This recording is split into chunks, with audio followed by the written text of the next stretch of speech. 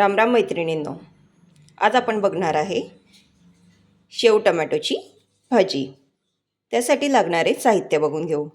त्यासाठी एक मोठी वाटी गाठी शेव घेतलेले आहे, एक कांदा, एक टोमॅटो, 5 ते 6 लसूण पाकळ्या, 2 हिरव्या मिरच्या, कोथिंबीर, फोडणीसाठी तेल, मोहरी, जिरे, हळद, तिखट, धनापूड, मीठ आणि गरम मसाला। तर आता आपण भाजीला फोडणी देऊन घेऊ।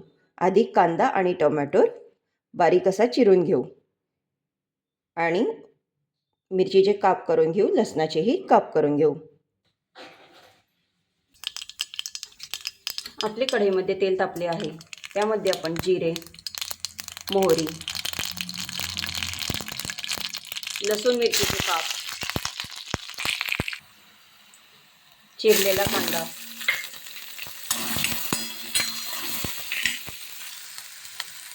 चिरलेला टोमॅटो घालून परतून घेऊ।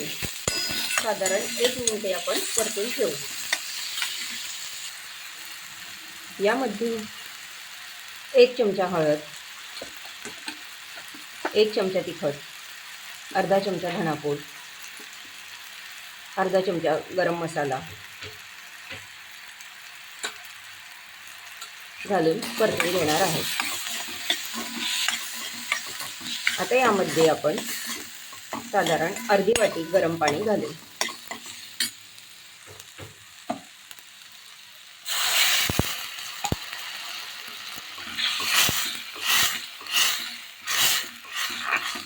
आणि याला उकळ्या येऊ देऊ।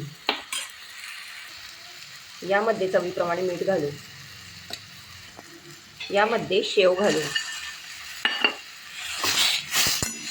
आणि यावर झाकण ठेवून 2 ते 3 मिनिटे वाफ येऊ देऊ। यामध्ये चिरलेली कोथिंबीर घालू।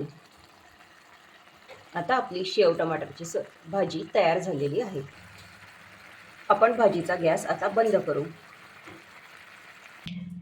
गरमागरम शेव भाजी आपली तयार झालेली आहे।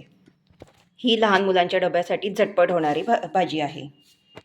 तर तुम्हाला आजची रेसिपी कशी वाटली मला कमेंट करून नक्की सांगा।